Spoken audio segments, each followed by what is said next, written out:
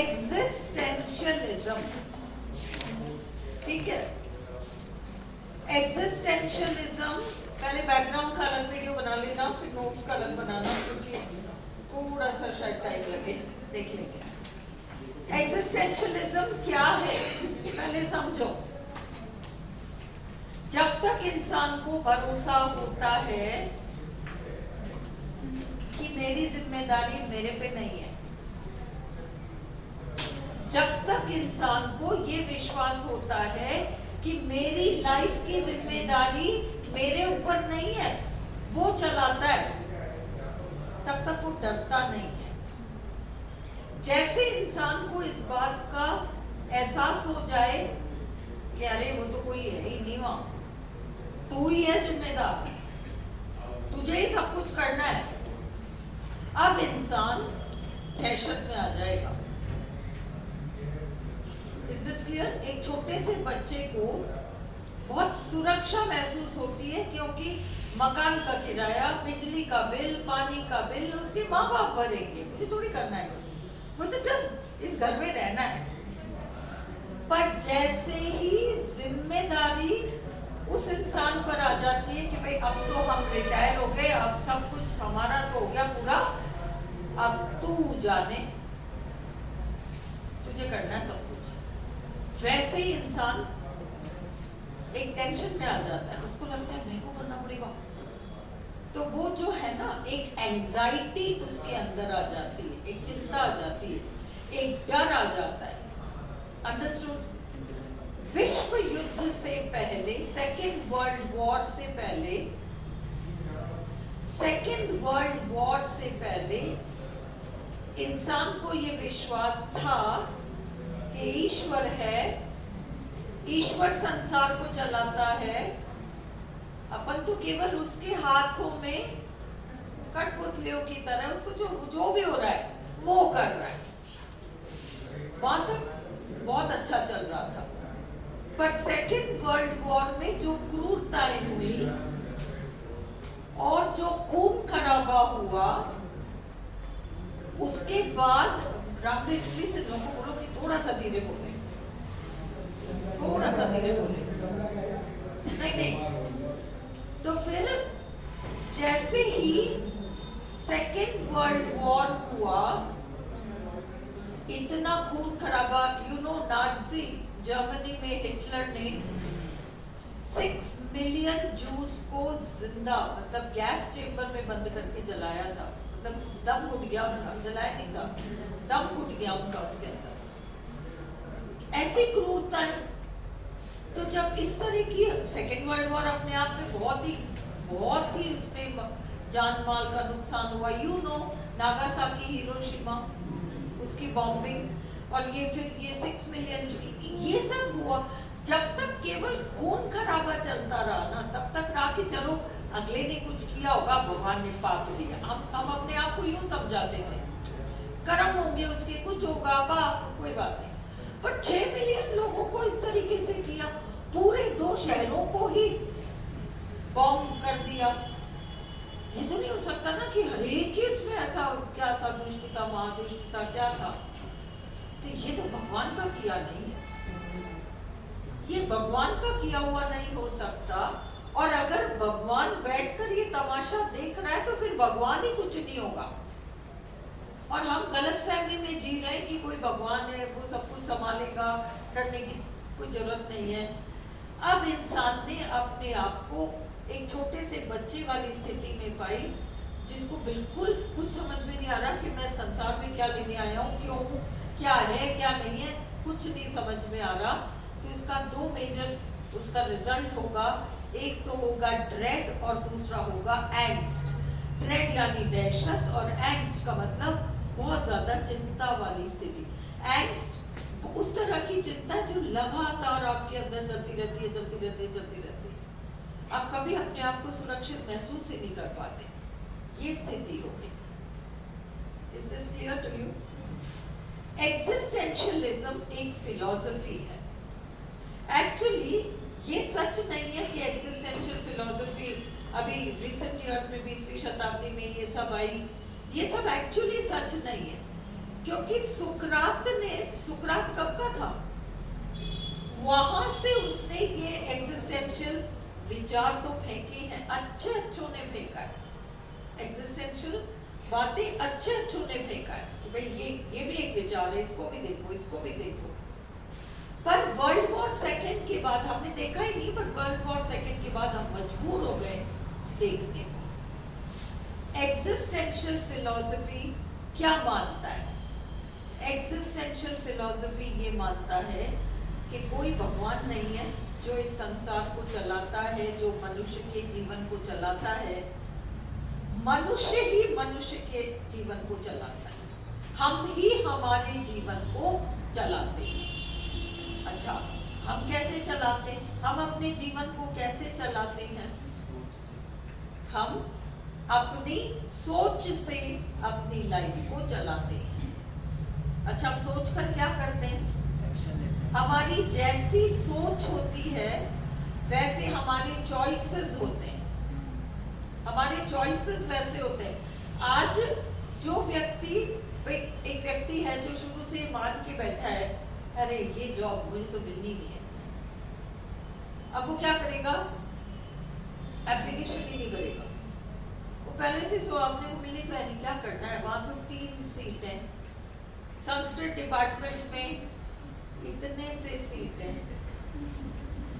अपन का क्या होने वाला है, फॉर्म ही मत भरो, इसमें 5000 सीट है, इसमें भर दो, उसमें नहीं होगा, छोड़ो मत भरो। चॉइस, चॉइस, आप हर घड़ी चूज कर रहे हो, हर घड़ी एक चॉइस कर रहे हो, कुछ ना कुछ चूज कर रहे हो, और आपके चॉइसेस का नतीजा है आपकी लाइफ। ये एग्जिस्टेंशियल फिलॉसफी कहती है। आपका चॉइस ना करना भी एक चॉइस है, आपका चॉइस ना करना भी एक चॉइस है। मैं भाग ही नहीं लूंगी, हार जीत की तो बात बाद में है, अपन तो भाग ही नहीं लेंगे, ये भी एक चॉइस है। आप भाग नहीं लोगे और फिर आप दूसरों को दोष दोगे कि मेरे को तो ये चीज मिल ही नहीं रही, ये आपकी चॉइस, आप जिम्मेदार थे कि आपने तो वो चूज ही नहीं किया, उस चीज को ट्राई भी तो नहीं करना चूज किया, ये आपकी चॉइस है। तो आपकी लाइफ आपके चॉइसेस से बनती है। यहां तक क्लियर है? मत रटो कुछ भी लिटरेचर में, केवल अच्छे से समझ लो। एग्जिस्टेंशियल फिलॉसफी ये कहती है कानून मुझे पकड़े, मैंने जुर्म किया, कानून मुझे पकड़े, कानून की तो आवश्यकता ही नहीं होनी चाहिए, कानून की तो मुझे खुद को, अगर मुझे लगे कि मैं इसका गला रेत के निकल जाऊंगी और मेरे 2-4 काम बन जाएंगे इसका गला रेत कर, तो मैं कर लूं उस चीज। कानून को कोई मेरे को अगर लगता है ऐसा करके और इसका ऐसा रिजल्ट होगा तो मैं कर लूं, फिर मैं कानून नहीं देखूं, एथिक्स ना देखूं, नीति शास्त्र क्या कहता है, जियो और जीने दो, ये सब मैं नहीं मानता। एग्जिस्टेंशियल कहता है ये सब चीजें नहीं, सब कुछ आप खुद हो, आप ही अपने वकील हो, आप ही अपने पुलिसमैन हो, आप ही आपके जज हो, आप ही आपके सब कुछ हो, सब आपके साथ शुरू होता है, आप ही के साथ खत्म हो जाता है। आप जिम्मेदार हो अपने चॉइसेस के लिए। एक बार चुनने के बाद, एक बार चॉइस करने के बाद उस चॉइस का परिणाम आपको भोगना ही पड़ेगा, उससे आप बच नहीं सकते। जब हमने ये एग्जिस्टेंशियल उधर उस वाली बिल्डिंग में किया था, तो I give you an example. I told you कि महाभारत में कुंती ने अपने फर्स्ट बॉर्न को क्या किया था, कर्ण को क्या किया था, पानी में बहा दिया था। वो एक चॉइस था, वो एक चॉइस था। भाई मैं बिना शादी करे मैं एक पुत्र की माँ हूँ, ये जो कलंक मेरे ऊपर लगेगा ये मेरे लिए बहुत बड़ा है, बेटर है कि मैं इस बच्चे को त्याग दूं। तो वो चॉइस ऐसा करूं या वैसा करूं, तो अब उसने चॉइस कर लिया। चॉइस करने के बाद आप दोबारा चॉइस नहीं कर सकते। चॉइस करने के बाद आपको उस चॉइस का परिणाम भुगतना ही पड़ेगा। चॉइस कर लिया उसने, बच्चे को बहा दिया, फिर जो भी है she had her own sons. फिर जब पता चला कि कर्ण पांडवों के लिए बहुत ज्यादा खतरनाक हो गए, खुद के पुत्र के लिए बहुत ज्यादा खतरनाक हो गए, तब वो ही दुहाई लेके गई थी उसके पास कि तू कुंती पुत्र है तू, और ये तेरे भाई हैं। और उसने कहा था ये चॉइस तो तुमने तब कर लिया था कि मैं तुम्हारा पुत्र नहीं हूं, मैं तो राधे हूं, मैं कौंते हूं ही नहीं। चॉइस के बाद आप दोबारा चॉइस नहीं कर सकते। चॉइस करने के बाद अब आपको चॉइस का परिणाम भुगतना पड़ेगा। जब इंसान को ये पता चला सेकेंड वर्ल्ड वॉर के बाद कि हम ऐसी लाइफ पे जी रहे हैं, ये संसार आपके अनुकूल भी नहीं है, ना आपसे कोई दोस्ती वाली भावना रखता है, यहाँ पर एक अनजान जगह पर हो और आप खुद अपने दिमाग को लगाओ, चॉइसेस करो और फिर उन चॉइसेस के परिणाम को भोगने को रेडी हो जाओ, तो ऊपर वाले पे तो विश्वास खत्म नहीं हो गया। ड्रेड बहुत ज्यादा हो गया, एंग्स्ट बहुत ज्यादा हो गया, और हर इंसान अपना खुद का पुलिसमैन बन गया, समझ लो। चाहे हर इंसान वर्स्ट स्थिति में चला गया, फिर उसने कुछ भी नहीं समझा। अरविंद अडिगा का जो हमने, चाहे कोर्स में नहीं है पर व्हाइट टाइगर पढ़ा था हमने, वो एग्जिस्टेंशियल है। उसने जो ठीक समझा, मैं कुछ भी करूं उसका परिणाम मैं भोग लूंगा, करूंगा तो सही मुझे जो करना है। तो एग्जिस्टेंशियल फिलॉसफी सेल्फ को खोजती है, मैं कौन हूं ये खोजती है, और मैं को ढूंढने के चक्कर में वो बहुत कुछ उठा पटक क्या क्या कर देती है, और उन सब की जिम्मेदारियों को उठाने को तैयार भी रहती है। इस तरह की फिलॉसफी है एग्जिस्टेंशियल। अब समझ में आ गया? अब रटना मत, जस्ट इसको रीड करो। The term first appeared in the 1940s, actually 41 में आया है, but 1940s में नहीं, तो you know this is the answer. The situation of the individual, व्यक्ति की जो स्थिति है इस संसार में, is an absurd, बेसिर पैर का, absurd, irrational, बेतुका, irrational, बेतुका, meaningless universe। meaningless universe का मतलब इस सृष्टि का कहीं कोई लाइफ का कोई मतलब नहीं है ना, संसार का कोई मतलब नहीं है, कोई भी चीज मतलब नहीं रखती। There is no God, no ultimate meaning in life, no afterlife।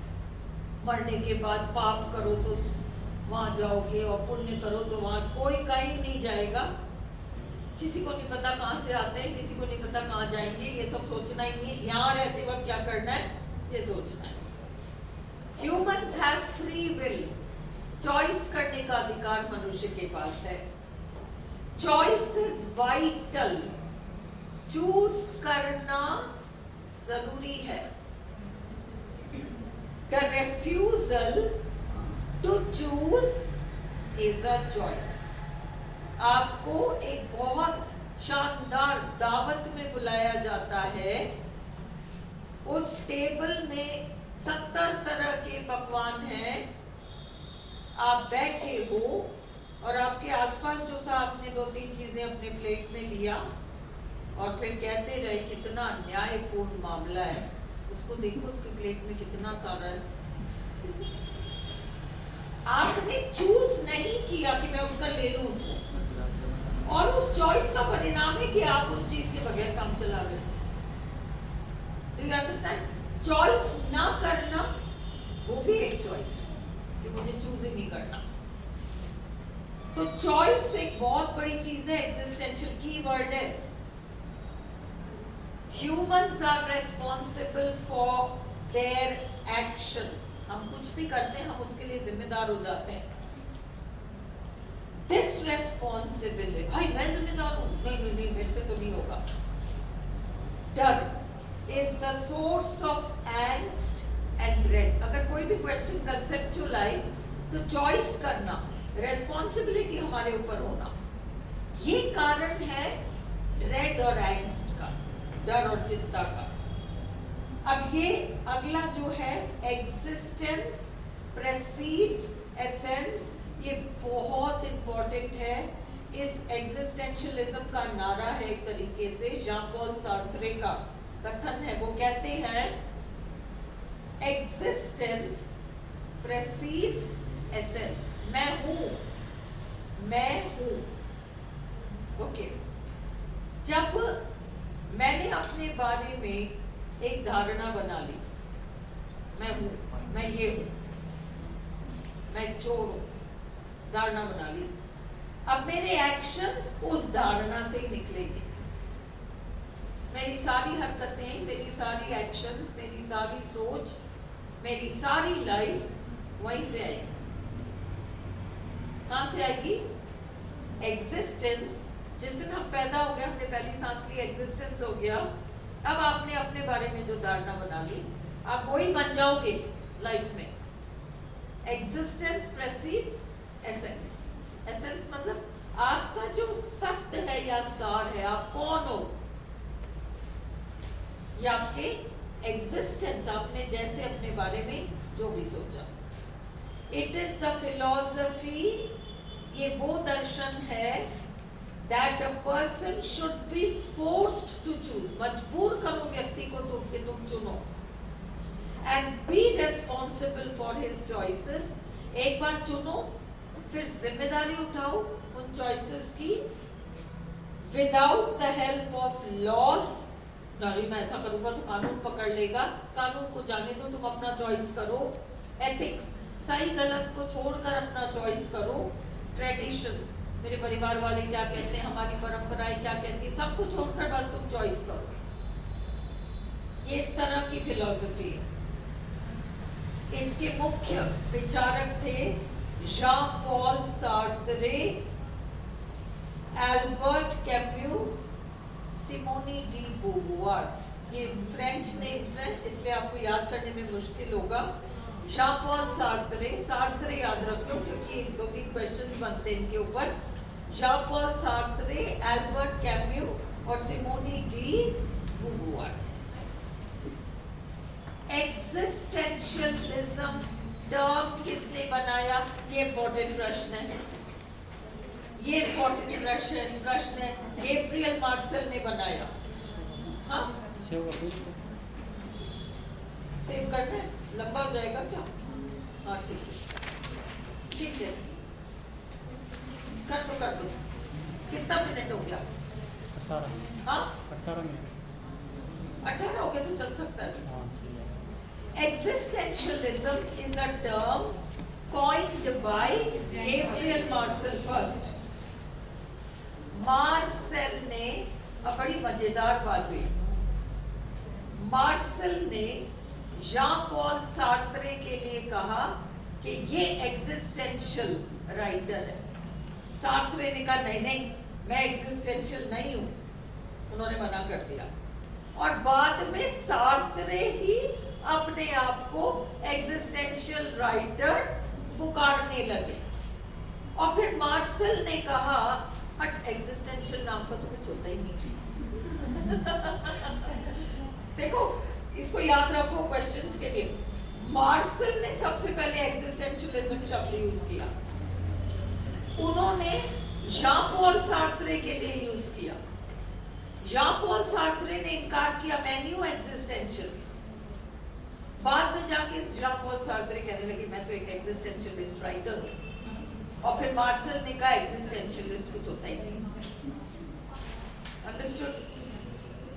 तो Marcel first applied the term existential to Jean Paul Sartre. The first prominent existentialist philosopher जिसने खुद के बारे में कहा कि मैं एग्जिस्टेंशियलिस्ट हूं वो है Jean Paul Sartre. To describe himself was Jean-Paul Sartre.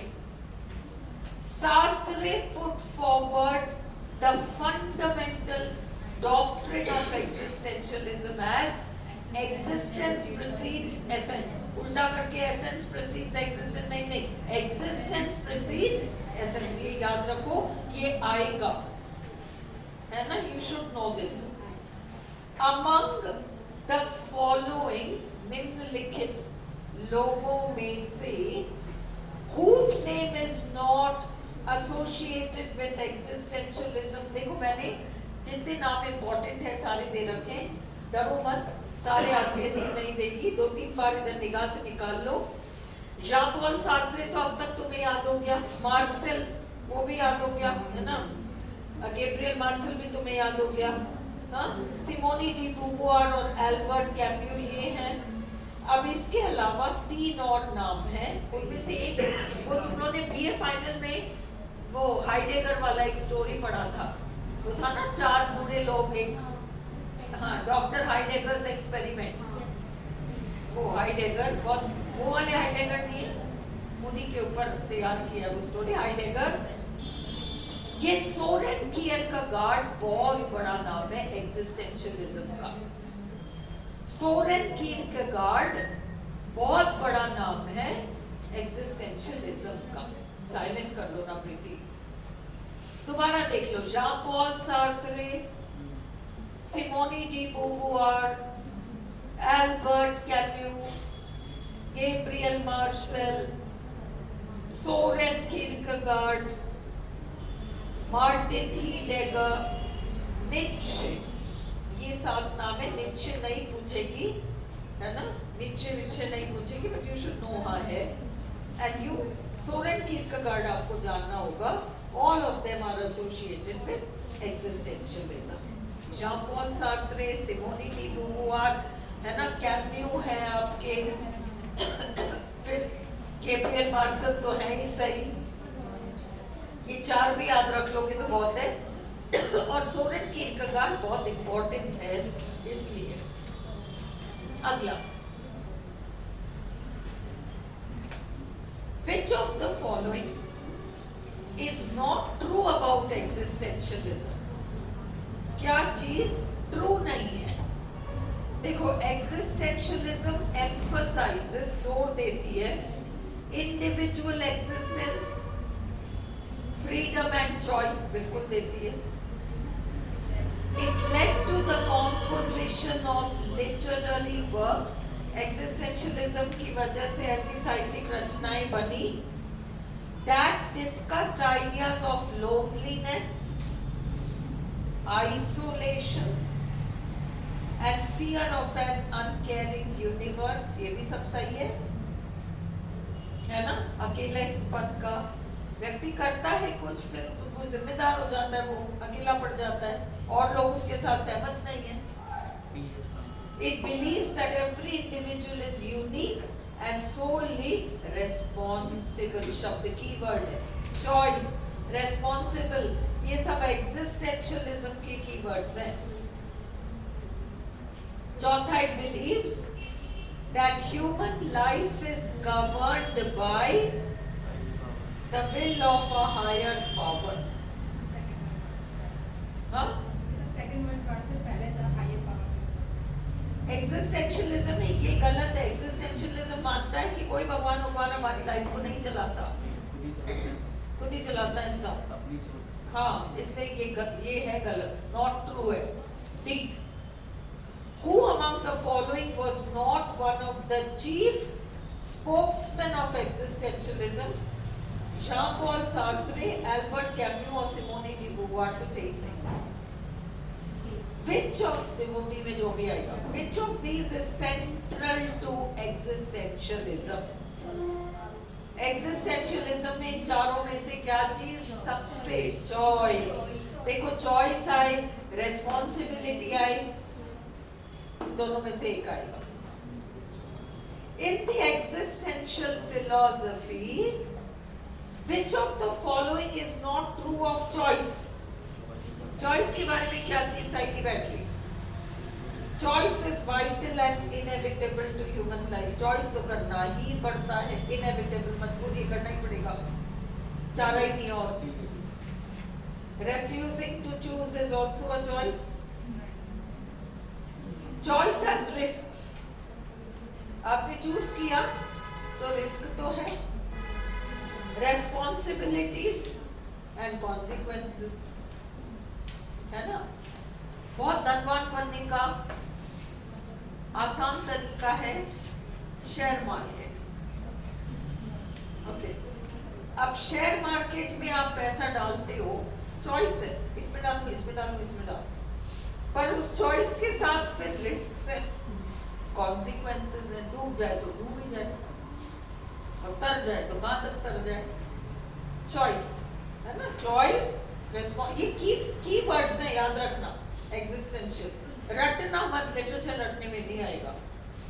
Humans are forced to accept the choices of society. क्या ऐसा होता है कि समाज हमारे लिए चुनता है, समाज हमारे ऊपर थोपता है, उसको चूज करना नहीं करना हमारे ऊपर। Which of these applies to existentialism? It is subjective. Subjective का मतलब व्यक्तिवाद, बिल्कुल। The individual is unique, बिल्कुल।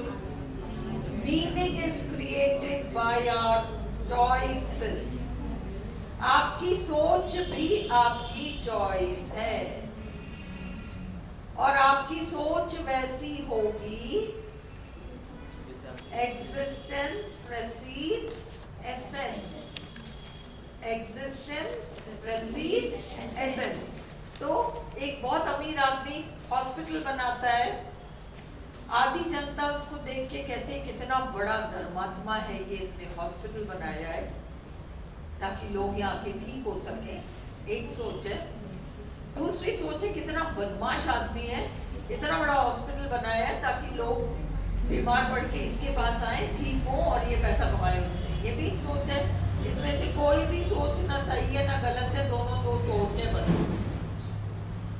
आपकी जैसी मानसिकता होगी वैसा हम सोचोगे, और आपकी मानसिकता कैसी होगी, आप अपने बारे में जो धारणा बनाओगे ना, वही आप दूसरों पे थोपते फिरोगे,